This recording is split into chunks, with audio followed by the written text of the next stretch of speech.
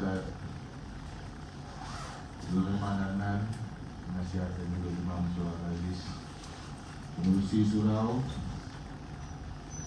Ibaruddin Osman,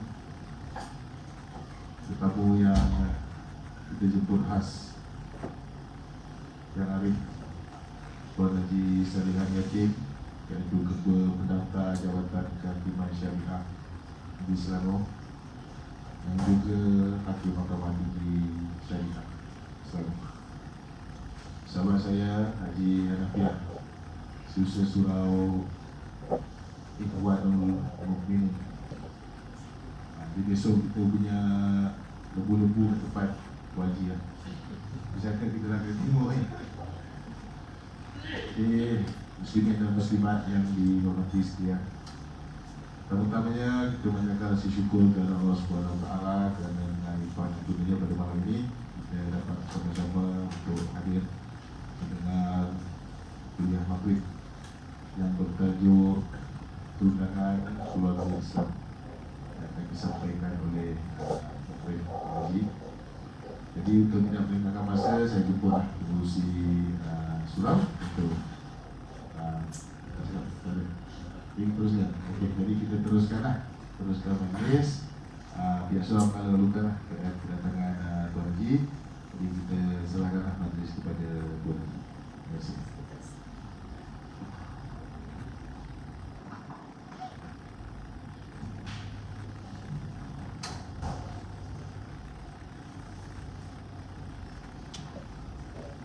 Assalamualaikum warahmatullahi wabarakatuh. Alhamdulillahirabbil alamin. Wassalatu wassalamu ala asyrafil anbiya'i wal mursalin wa ala alihi wa sahbihi ajma'in. Subhanaka la ilma lana illa ma 'allamtana innaka antal alimul hakim. Rabbi ishrah li sadri wa yassir li amri wahlul 'uqdatam min lisani yafqahu qawli, amma ba'd. Yang saya hormati Ustaz Abdul Rahman dan juga Tuan Haji Ibaruddin selaku pengurusi surau, sahabat saya yang lama tak jumpa, Saudara Nizam dan juga bersama saya Tuan Haji Hanafiah dan juga tuan-tuan, puan-puan, para jemaah muslimin muslimat yang Allah SWT. Alhamdulillah, summal alhamdulillah kerana diberikan kekuatan, masa dan kesempatan untuk saya bersama-sama untuk berada dalam surau Al-Aziz, surau yang dimuliakan Allah SWT. Nama pun namanya mulia, menunjukkan bahawasanya kehebatan auranya adalah mereka yang menjadi tetamu-tetamu Allah SWT ini adalah orang-orang yang dimuliakan oleh Allah SWT.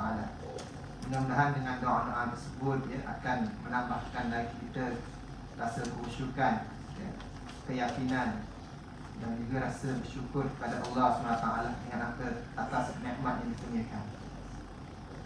Sebelum saya memulakan majlis ini, mari kita sama-sama membaca Ummul Kitab Al-Fatihah.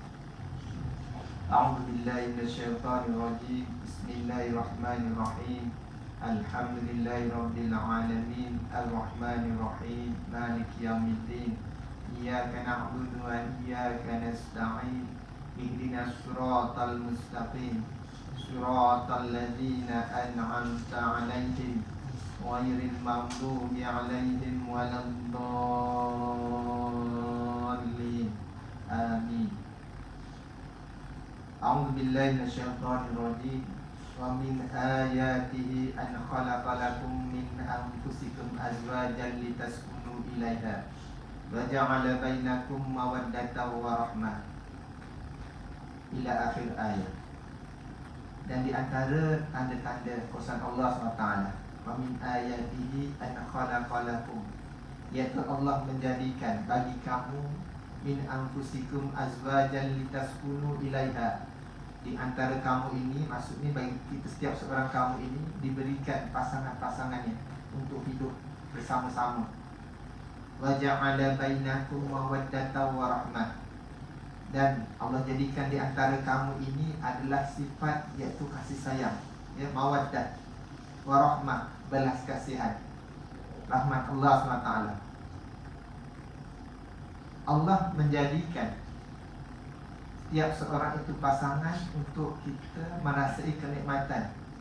Nikmat Allah berikan, dan juga ia sebagai sebahagian daripada ujian-ujian yang diberikan kepada kita, pasangan kita, untuk kita juga akan ditanya oleh Allah SWT bagaimana kita melaksanakan tanggungjawab ketika kita bertemu dengan Allah nanti.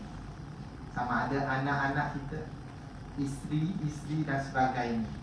Ia adalah sebahagian daripada perkara yang menunjukkan bahawasanya, ya, Allah telah memberikan sifat kasih sayang. Jadi tidaklah menjadi pelik kalaulah seorang lelaki itu menyayangi seorang wanita, dan pihak wanita tadi menyayangi ataupun rasa cinta kepada seorang lelaki. Tak rasa pelik sebenarnya, ya. Dan Islam menyediakan saluran yang terbaik, iaitu perkahwinan. Dengan perkahwinanlah itu mencurahkan kasih sayang. Dengan curahan kasih sayang itulah menghasilkan produk itu anak-anak yang baik. Dan inilah sebahagian daripada tanda-tanda yang Allah SWT, Allah sayangkan hamba-hambanya, iaitu jadi yang kita berpasang-pasangan. Kalau kita melihat kepada kaedah fiqh, ya, fiqh ni dia luas, ya, dan dia adalah perkara yang ada perkara yang banyak pada ijtihadiyah dan sebagainya, ya. Antara fiqh iaitu fiqh berkaitan dengan kekeluargaan Islam, ya. Antara yang saya nak rujuk di sini adalah fiqh yang khusus banyak pada mazhab Asy-Syafi'iyah, iaitu dalam kitab fiqh mazhab Asy-Syafi'i ini, ya, dia menunjukkan bahawasanya bagaimana pembinaan keluarga tadi. Di mana pembinaan keluarga ini kita lihat nak bina keluarga, ada niat bina keluarga tadi, iaitu niat nak bina keluarga, kita naklah berkahwin, ya. Jadi disebut kepada pemuda-pemuda, ya ma'syarasy syabab, ya, wahai pemuda-pemuda, ya, hendaklah kamu, kalau kita lihat, ya ma'syarasy syabab man istata'al ba'ata falyatazawwaj, ya. Sekiranya kamu ni mampu, maka berkahwin. Galakan kepada para pemuda, ya, bukan yang sudah ada isteri, galakan pemuda, ya ma'syarasy syabab, syabab ni pemuda, ya. Galakan ni padukan berkahwin, ya. Jadi apabila galakan berkahwin, itu adalah sebahagian daripada hadis menunjukkan bahawa galakan itu pada pemuda yang berkahwin untuk mencari pasangan-pasangan masing-masing. Jadi dalam bab-bab perundangan keluarga ni, kita bila kita dah mencari pasangan, dia akan cari pada pasangan. Maksud fiqh ini ada fiqh berkaitan dengan perundangan, berkaitan dengan undang-undang keluarga Islam. Dalam perundangan Islam ini, dia fiqh ini adalah fiqh munakahat lah. Dia ada kaitan dengan fiqh munakahat, fiqh berkaitan perkahwinan tadi. Dan kita lihat dalam fiqh munakahat tersebut, ya, kita lihat dia ada berkaitan dengan bab kahwin ni, semua orang maklum, ya, untuk belajar masuk, ya, berkaitan dengan sekarang ni pun putusan SPM, ya. Dia berkaitan yang paling popular. Kalau berkahwin, rukun nikah ada berapa? Kalau Nizam tahu Nizam ni. Rukun nikah ada 5. Dia sebab yang pertama adanya pengantin lelaki, adanya pengantin perempuan. Itu berarti biasalah. Kemudian adanya wali. Kemudian ada 2 orang saksi. Kemudian lagi ada sirah ataupun ijab kabul, itu rukun nikah, ya. Jadi apabila nak berkahwin, pasangan nak berkahwin, nak jumpa siapa? Nak carilah, orang kata, pasangan dia. Tak kira dia datang dalam keadaan nak merisik ke, dan keadaan sebagaimana itu, masyarakat Melayu kita dia ada kaedah tersebut, dia ada kesantunan dia iaitu merisik. Tapi oleh kerana zaman sekarang ni zaman terbuka luas, dia tak tempat nak merisik dah diketahui lebih awal lah. Iaitu sebab zaman IT dah. Tengok kat Facebook, ya, tengok dekat orang kata grup WhatsApp, alumni dan macam-macam, ya. Jumpa kat pejabat berbagai-bagai. Dia tak jumpa wali-wali tu kemudian. Wali adalah yang terakhir sekali jumpa wali. Ya. Tapi alhamdulillah dalam bab perundangan kita, wali itu diberikan peranan. Wali ini dianggap sebagai penjaga kepada wanita tadi. Sebab itu kalau kita lihat perbahasan wali, kata sekarang ni dalam mazhab Hanafi, sebenarnya wali ini bukan satu rukun. Dia tidak ada satu rukun mazhab Hanafi. Syafi'i, wali itu sebagai rukun dia di dalam sebut. Apabila di kalangan rukun tadi, kita lihat kalaulah rukun tadi tidak sempurna, maka pernikahan tadi dia dianggap batal, tak sah. Itu kesan daripada perkara tersebut ya. Jadi kena jumpa wali juga tadi. Sebab tu dalam kita lihat bab wali ni, perwalian, saya nak sebut dalam wali bukan apa. Saya nak kaitkan dalam bab ni, bab nikah ni, isu pernikahan ni ada isu kaitan dengan nikah lari kepada wali, bagaimana nak daftar ke mahkamah. Dia kaitan perkara tersebut. Saya nak tunjukkan di sana, wali ni tujuannya dia ada sebagai penguasa kepada wanita tadi. Bukan menunjukkan wanita itu lemah, tidak. Benda kita hebat-hebat dah. Sebab diberikan pendidikan yang baik oleh ibu bapa dia, ya, kemudian boleh berfikir lebih baik lagi, ya. Tapi dianggap sebagai penguasa untuk menghormati status wanita tadi. Nak menyunting, jumpalah walinya. Jadi walilah main peranan tadi. Ya. Sebab tu dari segi bab peranan wali ini cukup besar. Wali ni ada tertib wali, ya. Tertib wali kita disebut sebagai wali mujbir, ya. Mula sekali pada bapa tak ada pada datuk, wali mujbir. Lepas tu berkata wali ada wali akrab, ya. Itu dah kasih wali akrab lah, tuan-tuan. Lepas tu ada wali abad yang jauh sedikit. Lepas tu ada wali hakim, kalau tak boleh sangat nanti wali hakim tadi. Di istilah wali dia ada sampai wali hakim. Wali hakim ini adalah wali di kalangan ditauliahkan oleh Tuanku Sultan, ya, untuk menjadi wali bagi orang, bagi perempuan tadi. Itu kata wali hakim tadi. Tapi ditauliahkan di sana lah oleh dunia Sultan tadi untuk menjadi wali tadi. Itu adalah berpakaian lah. Kalau kita lihat mereka yang lari ke sempadan sana, dia menggunakan wali apa? Ya, gunakan wali yang itu nama istilah dia wali am. Dia lebih kurang macam wali hakim lah. Cuma istilah dia oleh kerana di sana dia bukan di negara Islam, negara tersebut, tetapi adalah dia mendapat kuasa itu di kalangan masyarakat tadi, komuniti tadi. Ya, jadi dia ada kata wali am sebab dia berada dalam negara bukan Islam, maka di sana ada wali di sana.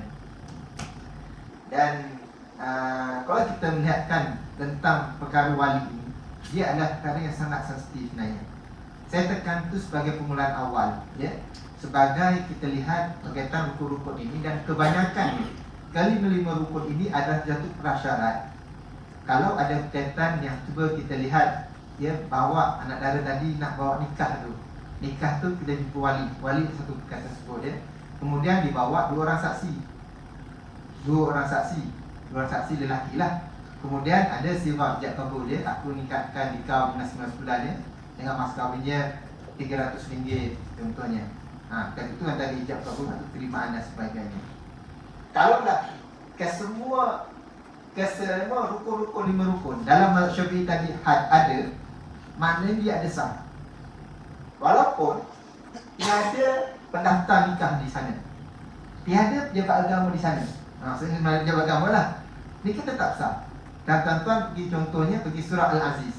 Di sini yang kumpul tiba-tiba jumpa di sana ada bapak dia, ya, ada pengantin perempuan, pengantin lelaki datang ke tersebut, kata ada 2 orang, ya. Kemudian ada hijab kabul sana, maka dia menjadi sah. Apabila kita lihatkan pada ke rukun-rukun ni, ada kelima-lima rukun tadi, maknanya pernikahan dalam Islam ni mudah. Tapi orang kata, pemahaman yang berlaku kata, kenapa susahkan? Kenapa susah kata dia, kerana istiborah dan sebagainya. Tapi inilah sebahagian daripada sebenarnya adalah maqasid sana untuk menjaga keturunan tadi di sana. Dia ada maksud dia kenapa. Ya. Sebab tu dalam grafik tadi, kalau kita lihat di sana, babu munakah ini berkaitan dengan pernikahan tadi telah digabungkan atau telah ditakminkan dalam bentuk undang-undang, namanya enakmen Undang-Undang Keluarga Islam. Kalau di Selangor, dan Keluarga Undang-Undang Keluarga Islam Selangor lah. Ya, tahun 2003 contoh di Selangor lah, di Selangor, wilayah-wilayah lah dan sebagainya.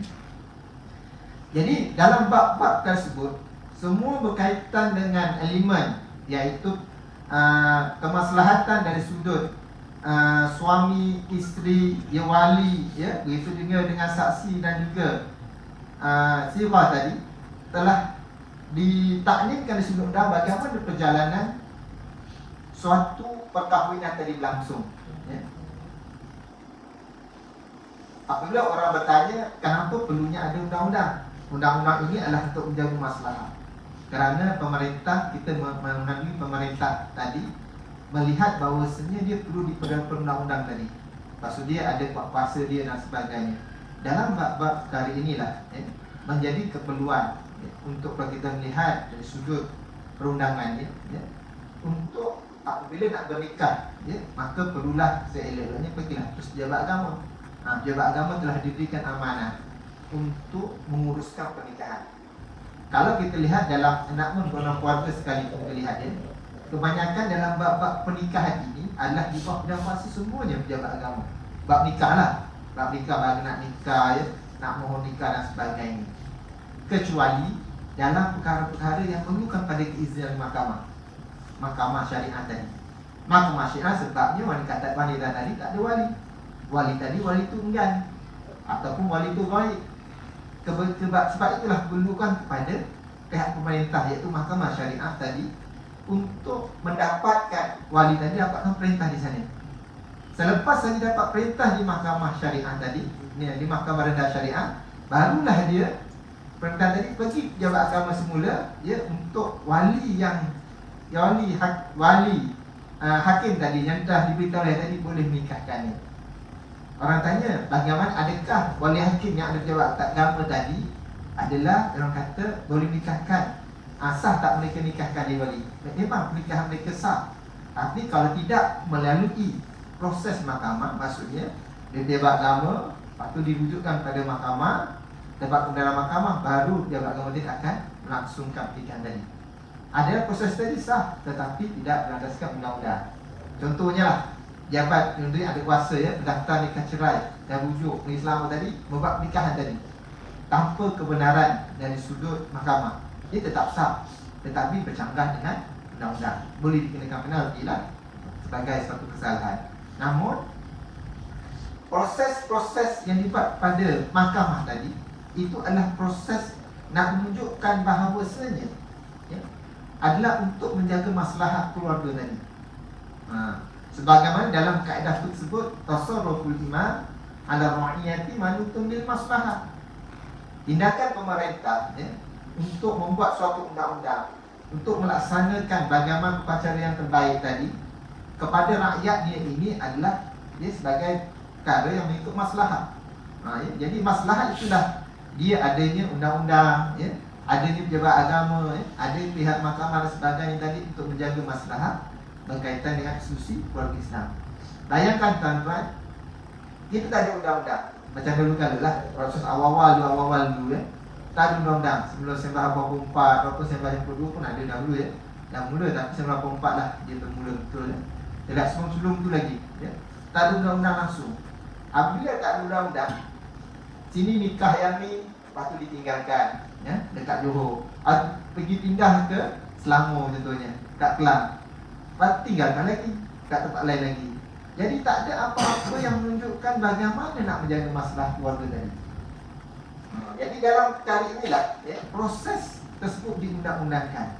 Termasuklah mereka yang telah, contohnya yang tadi, yang bernikah, yang contoh yang saya sebut tadi, dia bernikah di sempadan. Kerana sekarang ni isu-isu yang agak biasa lah kalau di mahkamah syariah ini adalah pendaftaran nikah poligami. Itu dia mahkamah tinggi lah. Kalau dia poligami tu, pendaftaran nikah poligami maksudnya bukan mohon nikah poligami, tidak. Dia dah bernikah dah. Dah bernikah, tapi nikah tu tak sepadan sebab lari pada isteri, sebab takut dengan isteri mengamuk. Dia sebenarnya memang takut, memang takut isteri mengamuk. Nanya itu je. Kalau kita tanya, takut isteri mengamuk. Jadi apabila takut isteri marah, kalau takut, buat apa nak jadi suami yang betul-betul ni, kena berani lah. Tapi tak apa, yang penting undang-undang ada menyediakan walaupun asasnya undang-undang tadi dah bercakap sebab nikah luar tadi tanpa kebenaran daripada pihak berkuasa tadi boleh daftarkan lagi, tapi kena tindakan penalti lah. Sebabnya melanggar undang-undang tadi. Sebab kita ni terikat dengan undang-undang. Sebab undang-undang kita melindungi kepada masyarakat orang Islam tadi.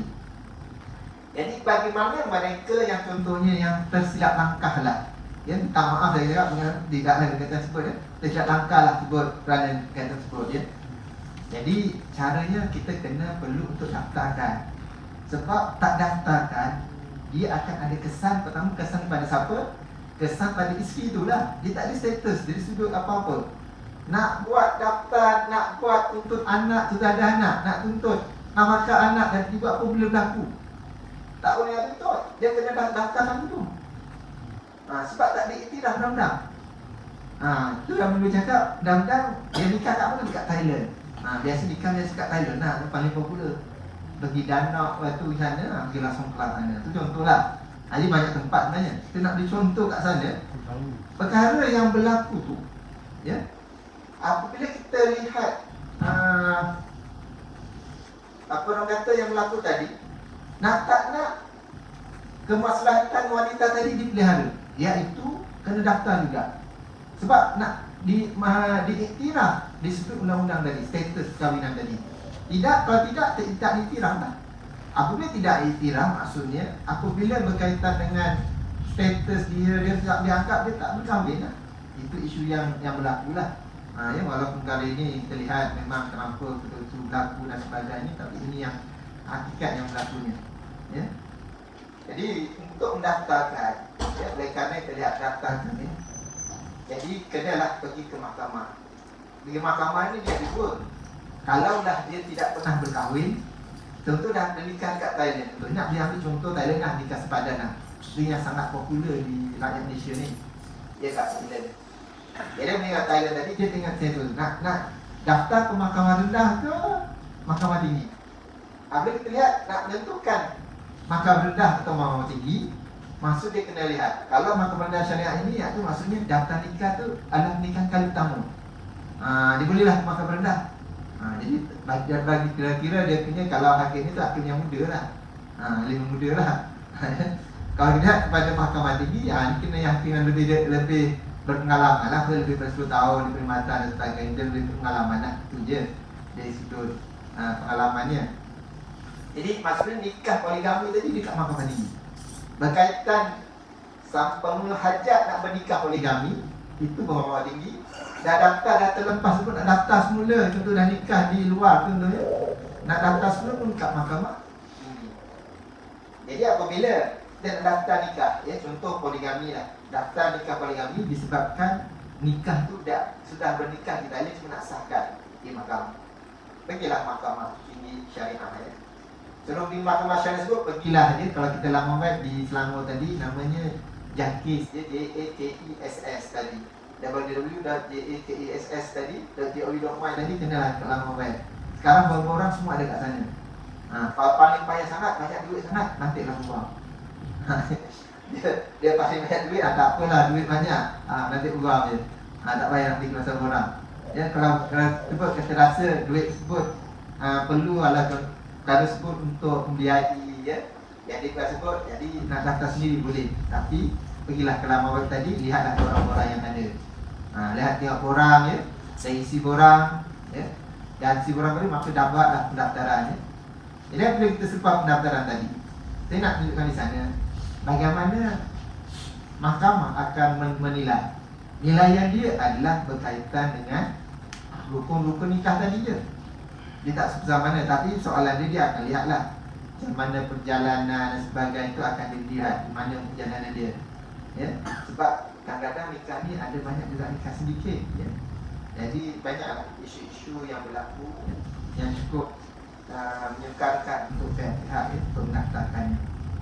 Jadi antara perkara yang isu yang berbangkit yang biasanya, ya, yang akan menjadi persoalan adalah bab perwalian tadi. Dia guna wali siapa?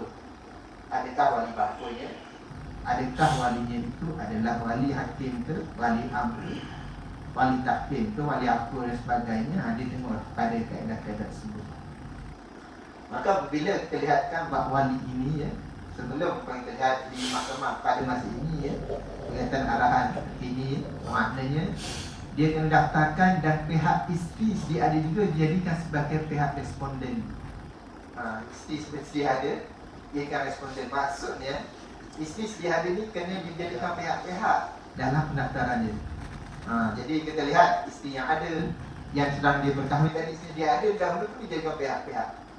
Kedua jadi pihak-pihak adalah, ya, untuk pihak isteri melihat bagaimana keadaan dia, mungkin ada persetujuan yang berlaku ya, lantaran daripada pernikahan tadi bukan ada tujuan suruh nafkahnya, ya, hidup jam bukan tempat tinggalnya, ya, dan dengan mungkin ada tujuan berkaitan dengan hak-hak bermalamnya dan sebagainya. Sebab bab poligami ini dia akan lihat pada tanggungjawab suami isteri tadi, ya, untuk dilaksanakannya. Jadi apabila orang kata senyap-senyap saja, maka saya yakin dia tidak dapat memberi tanggungjawab. Sebab tu dia perlu jelas maksud dia sudut. Kalau dia sudut dan poligami perlu jelaskan sudut malamnya dia dan sebagainya. Ada senyap-senyap sebut dia menyembunyikan berkaitan dengan isteri, kamu juga disembunyikan dia sampailah kematian dia. Tapi apabila sebut dia boleh lihat, dia akan lihat hak bermalam tu bagaimana. Apabila nak pergi ke rumah isteri satu lagi nak jawab apa? Takkan hari-hari nak ke pop station. Itulah jawapan kena berubah-ubah. Jadi kalau dia betul dia berkahwin, jadi jelas-jelas berkahwin saya dah ada isteri yang kedua. Tak betul lah. Jadi inilah antara yang menjadikan persoalan. Jadi apabila kata susah macam ni, susah itu baik kalau nak nikah, mohon kat mahkamah, mohon je lah poligami secara benar yang sah. Tak perlulah pergi Thailand. Pergilah dia beragama, pergi mahkamah, dekat bendara mahkamah, dia beragama nikah. Tapi itu adalah orang kata sukar, sebab ni nanti isteri akan jadi tak jadi. Kalau nak buat ni, nak jadi betul-betul nak kena senyap dulu. Mudah-mudahan hati isteri itu menjadi apa? Orang kata boleh memaafkannya, ya, dapat meneruskan dan sebagainya. Ini adalah sebahagian daripada perkara yang berlaku dalam bab-bab pernikahan dan isu-isu berkaitan keluargaan.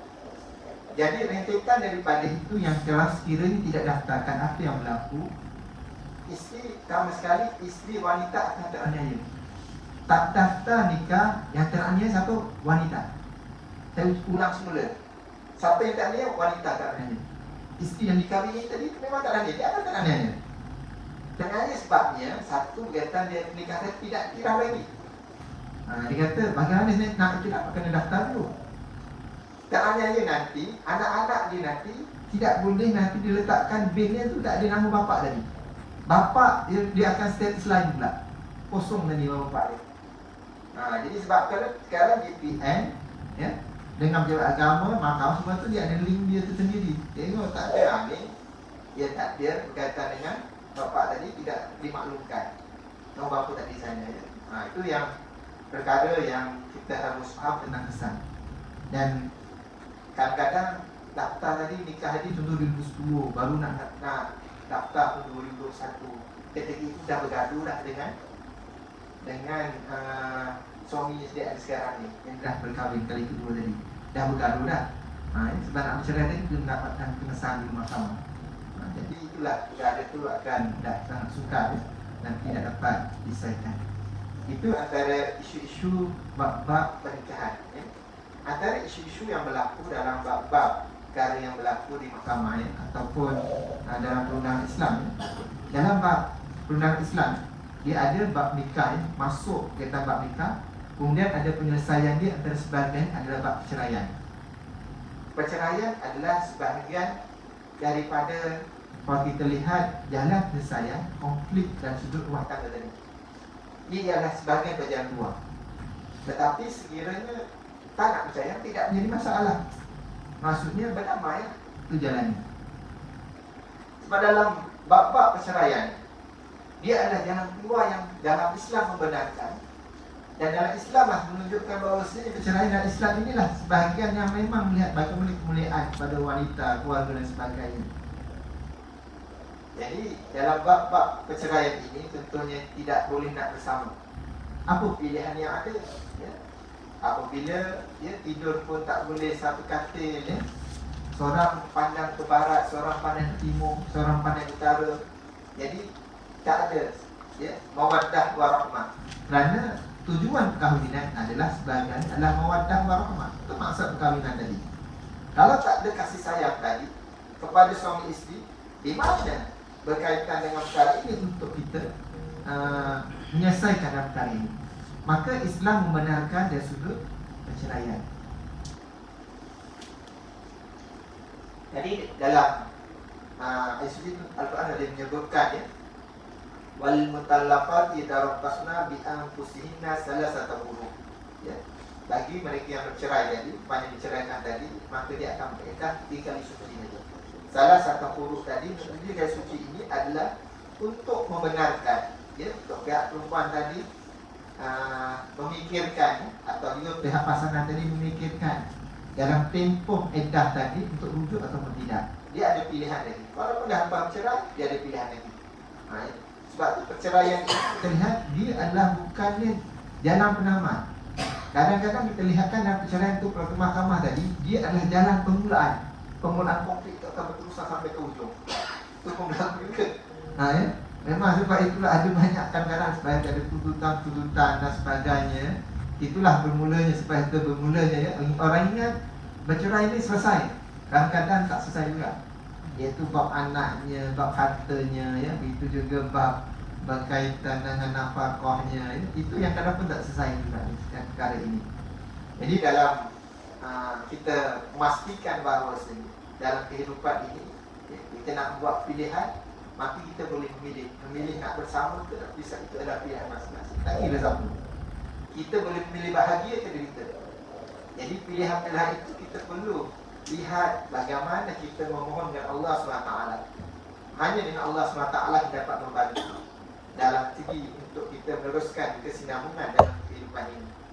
Dan kalau kita lihat dalam bab-bab perceraian inilah ya, perceraian ini dia banyak ni tuan-tuan perempuan ya. Dia ada perceraian tu, ada cerai secara biasa ya, orang cerai.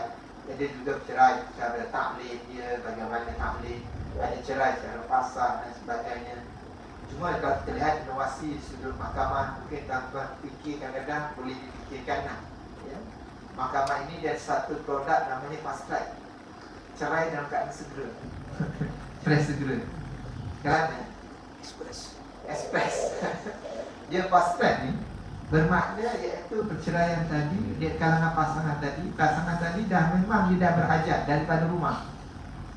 Suami isteri tadi dah berhajat untuk bercerai lah. Dia kata tak nak lagi berdamai lah. Damai pun tak nak. Ya.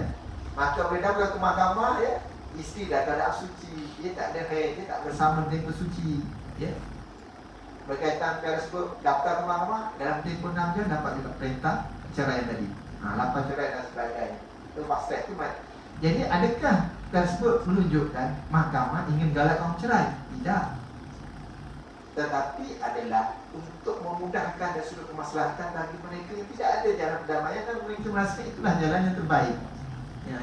Mudah-mudahan kalau cerai ini sama ada dapat pasangan yang baru, ataupun mereka juga dapat kahwin semula dengan pasangan yang lama tadi. Jadi dalam bab perceraian ini, sebab saya katakan kita yang memilih. Kita nak pilih mana ya, dalam hidup ini mudah saja ya, kita boleh buat apa saja. Nak buat dosa, buat maksiat, buat kebaikan, kita yang memilih. Kita buat pilihan. Tetapi kita harus faham bahawasanya kita kena bertanggungjawab. Sebab itu tanggungjawab ini adalah satu perkara yang cukup besar ya, untuk kita harus kita ambil perhatian tentang tersebut ya. Sebab tanggungjawab itu bukan perkara yang mudah ya, perkara yang mudah atau perkara yang senang untuk dilaksanakan, kecuali dengan kesungguhan untuk kita memastikan ya, sebagaimana kita bersama-sama kita lihat ya, ini adalah amanah Allah SWT ya. Okay, saya kata cukup sekali itu ada soalan. Kita ada soalannya. Ada Ustaz. Okey, silakan. Saya nak menyampaikan pertanyaan daripada ahli tanya. Okey, silakan.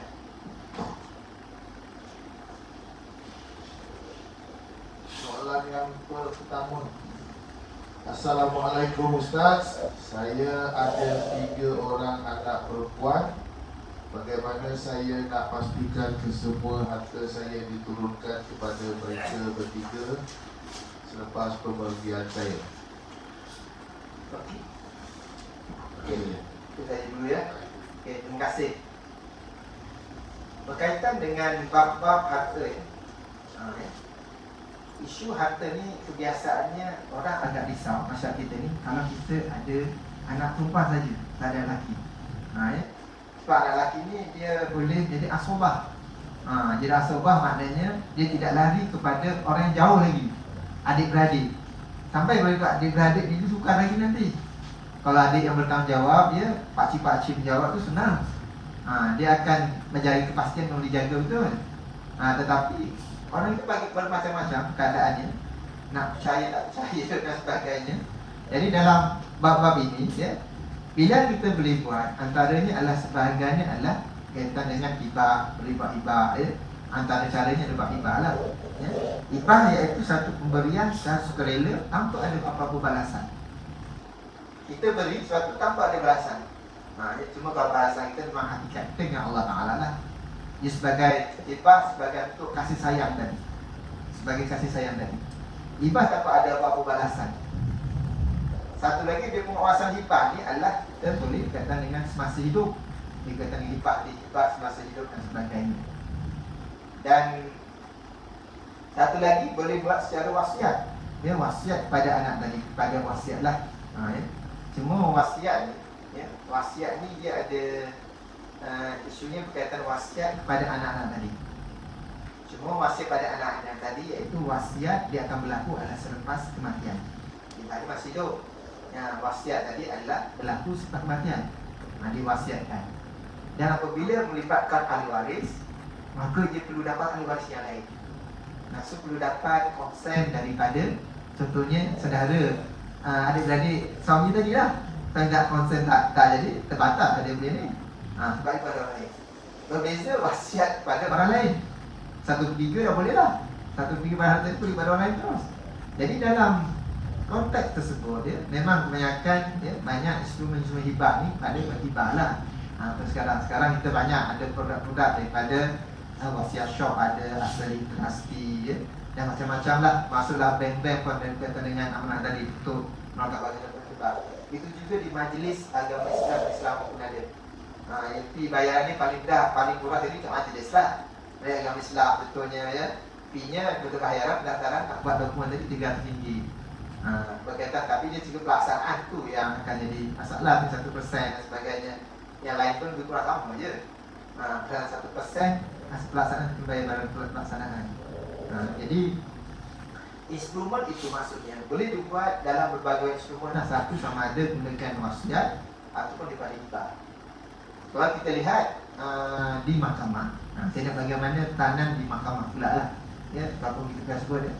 Jadi ada setengah-setengah sebut, kita rasa nak kuat dia tersebut adalah pihak mahkamah lah. Mahkamah dia ada pengasahan hibah ya.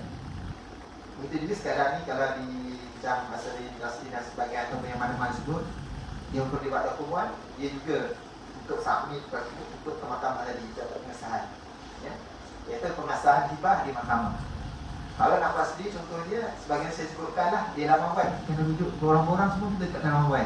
Sekarang kita tak ada ilmu fizikal nak rujuk, kena download lah dulu kat laman web tadi. Isi dulu laman web Jakir je, www.jakess.com. Tadi ada lihat bagaimana berkaitan dengan penerangan secara umum lah. Kemudian ada borang berkaitan dengan pengasahan hibah tadi. Itu kalau nak buat sendirilah. Kalau tidak lah teknologi pun boleh. Ini masalah. Itu antara perkara yang boleh. Cuma kita harus ingat dalam fatwa Negeri Selangor yang saya lihat dalam fatwa Negeri Selangor yang terkini jugalah, lebih kurang dalam itu telah diwakilkan dalam 12 Januari 2021 selepas lepas. Antara perkara yang telah diputuskan berkaitan dengan bab hibah ini adalah iaitu hibah yang sebenarnya pelaksanaan yang pelaksanaan buka puasa selepas kematian. Maksud hibah dia selepas kematian, dia dianggap tidak sah. Itu ada fatwa yang barulah di Islam tadi. Dan dia akan kembali kepada wasiat tadi, kepada hukum wasiat. Kewasiat lah. Dia sebagai seorang dianggap sebagai hilah lah. Nak bagi rumah, tapi buat puasanya adalah selepas kematian. Jadi itu kita sebut itu kata. Kalau nak bagi betul-betul lah. Itu kalau kaya baru tu tak apa. Itu sebab selama dia tidak sedikit lah. Buat puasa selepas kematian, dia nak tidak sah, dia akan kembali kepada kaedah wasiat. Itu Selangor punya fatwa baru berkaitan dengan 12 Januari 2021. Saya semak balik berkaitan dengan hibah tadi. Sebab hibah ni dia ada namanya hibah mutlak. Hibah mutlak maksudnya nak beri rumah anak tadi, terus dibagi rumah anak tadi, dipindah nama kira kepemilikan, itu hibah mutlak terus. Tolak pasal masih hidup terus. Ya. Satu hibah, ada hibah bersyarat. Dia ada umrah, ya, ada rukbah, ya. Kita juga ada hibah amanah. Itu berkaitan dengan hibah jadi. Jadi dalam kaitan dengan tersebut kita lihatkan dalam fatwa tersebut. Jadi ada kaitan. Sekiranya qobat antara hibah ni. Hibah ni syarat rukun hibah ni dia wahid, iaitu pemberi hibah. Dia simple dia, mudah dia, empat rukun dia. Pemberi hibah, penerima hibah, dia barang-barang dihibah, sirah. Tu je.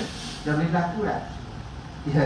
Kaitan dengan kita kena pemberi hibah, ya. Pemberi hibah tentulah kita mak bapak tadi. Contohnya tadi ibu tadi. Ya. Ibu tadi beri hibah kepada anak-anak tadi. Yang penerima hibah tadi, anak 3 orang tadi. Barang hibah tentunya rumah tadi lah. Tradisional rumah. Sirah ini berkaitan dengan ucapan dia, saya beri pada kamu ni, semua ni pada anak ni. Itu sirah dia, itu dia tak berhibah. Jadi kalau itu semua nak disah sama, disahkan teman-teman. Kita Facebook untuk jadikan pastikan itu jelas. Biar itu motivasi semasa dibutuhkan. Kerana dibimbangi semasa proses pembinaan nama tadi, contohnya pindah pemilikan tadi, kematian itu berlaku. Jadi apabila ada instrumen perintah mahkamah dah ada, paling kurang pun, jadi sekurang-kurangnya adik-beradik yang lain pun dia nak mohon untuk harta tersebut, dia rasa malu-malu sebab dia dah hibah itu telah berlaku, dah hibah telah disahkan oleh mahkamah. Sebab kalau nak sahkan, kalau tak puas hati pada mahkamah, dia ada konsep dia boleh buat perayuan, tak masalah. Dirayuan, jadi proses itu telah dipakai sebab ni oleh kerana mahkamah telah sahkan. Itu adalah sah disebut hukum syarat. Jadi dalam bab tersebut bolehlah buat hibah tersebut, ya, buat hibah, ya, ataupun dia nak buat satu pulangan semasa-masanya. Bagilah kalau contoh yang nak mudah tersebut, pergilah pada majlis penada, majlis Al-Quran Selangor. Jadi itu antara perkara yang boleh dibuatlah. Ya. Cuma kita lihat, ya, satu dari segi fatwa ni nak kongsi sikit. Sebab saya baca berkali-kali tentang fatwa tersebut, ya. Berkaitan dengan qobat, dia penerimaan keluar qobat, kiranya penerimaan harta antara hibah ni, antara perkara yang akan jadi persoalan nanti, ya, qobat itu penerimaan. Al-Tani akan jadi persoalan. Terima tak terima? Kalau diterima masih hidup, memang betul terima masih hidup, memang disahkan, memang itulah hibah. Kalau tak diterima masih hidup, tidak terima, jadi tidak, saya tak menolak katanya. Dan dia menolak, maka tidak dianggap sebagai hibah. Jadi qobat ni masuk penerimaan. Jadi kalau disebutkan dalam berkaitan dengan penerimaan qobat tersebut adalah selepas, kalau kata dia ada qobat berlaku selepas kematian, dia boleh ditarik balik bila masa oleh penghibah. Maksud itu satu perkara yang sebagai, orang kata, sebagai ibu tadi, sebagai dia protect untuk dia lah anaknya. Sebab anak ni kadang-kadang dia jadi baik depan ibu. Lepas dari bagi harta, dia halang ibu pun ada. Ya, itu manusia.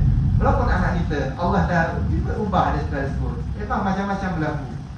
Lalas antara rumah, orang tua dan sebagainya. Jadi ibu nak protect tu, itu antara yang boleh, yang dibuat, yang dipikirkan boleh. Ya. Wallahu a'lam. Okey, sila. Ada soalan lagi? Okey.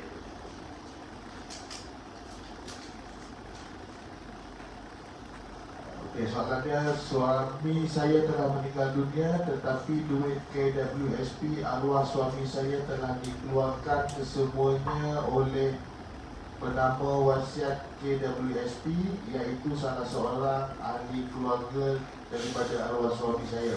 Sebelum proses faraid selesai, ahli keluarga sebelah arwah suami saya juga memberitahu bahawa saya dan anak-anak tidak berhak langsung ke atas wang tersebut. Bagaimana saya ingin buat tuntutan hak duit tersebut kepada saya dan anak-anak saya?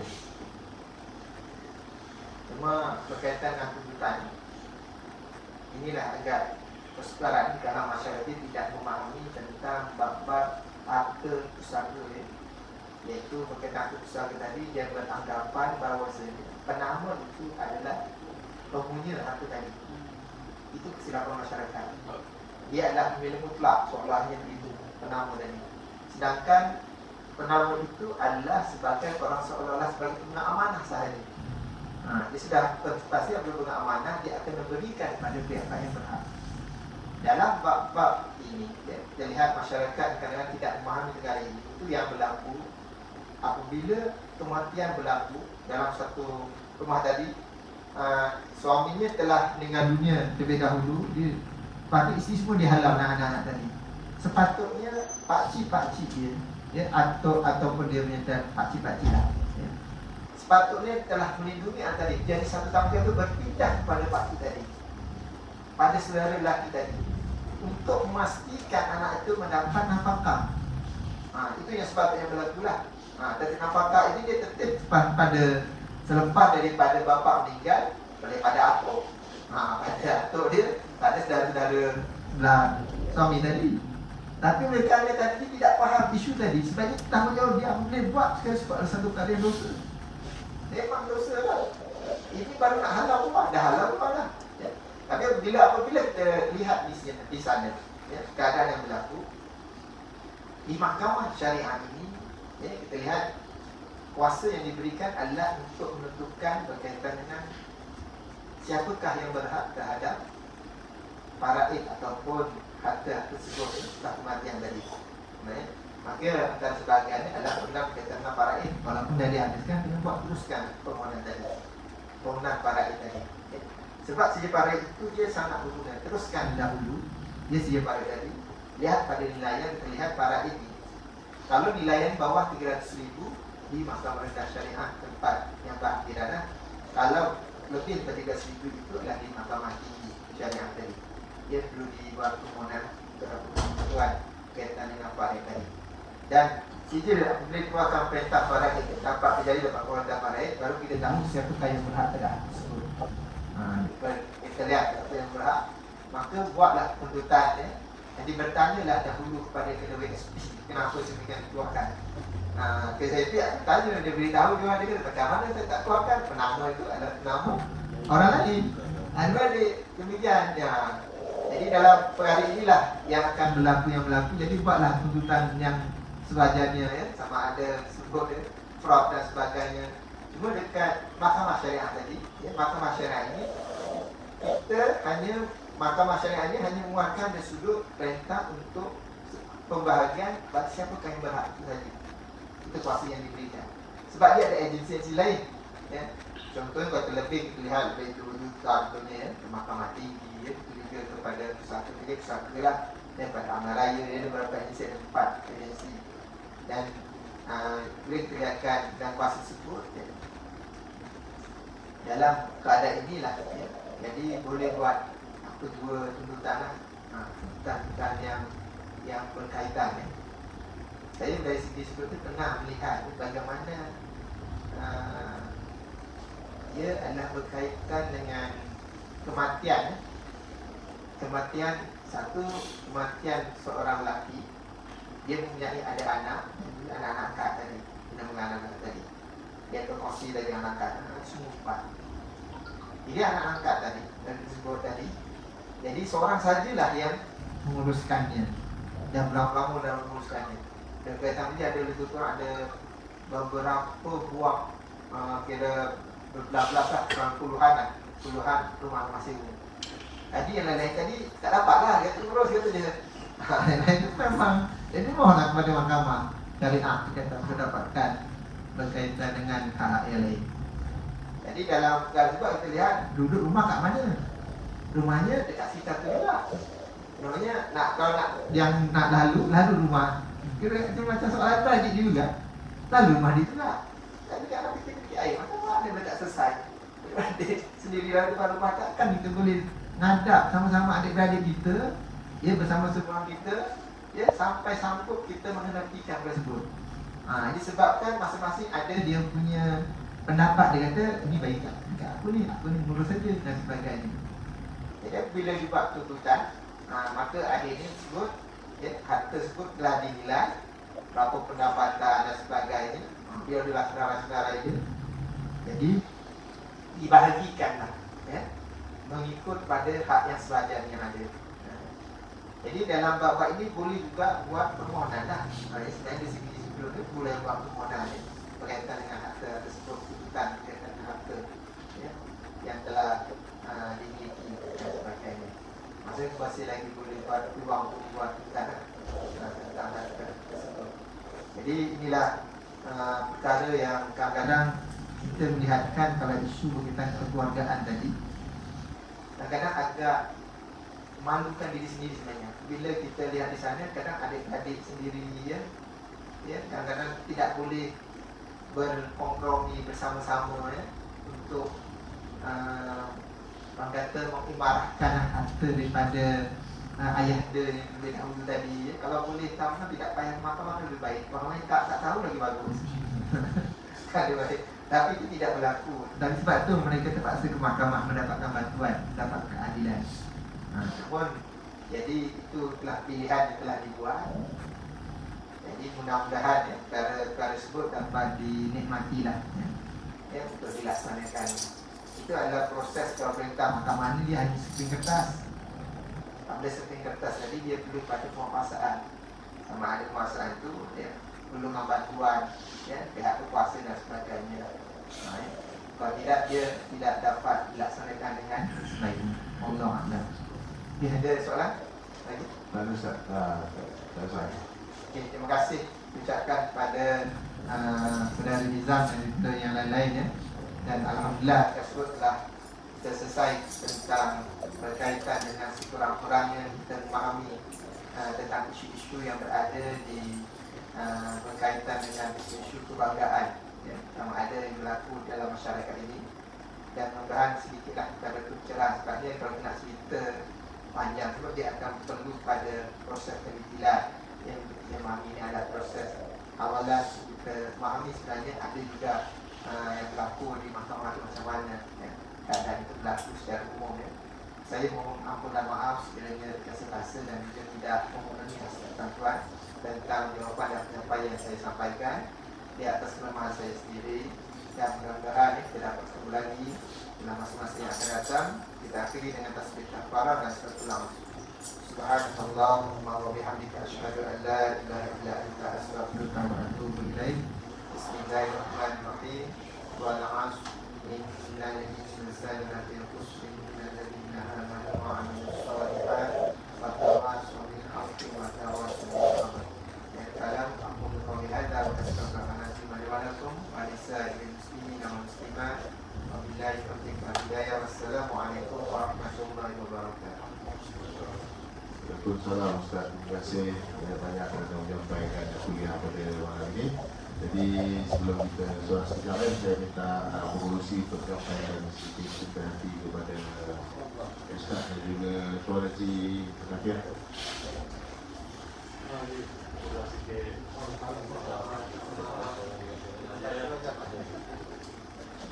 Terima kasih dengan Tuan Haji. Itu saja. Sekian wilayah Tabi Wilayah. Assalamualaikum warahmatullahi wabarakatuh.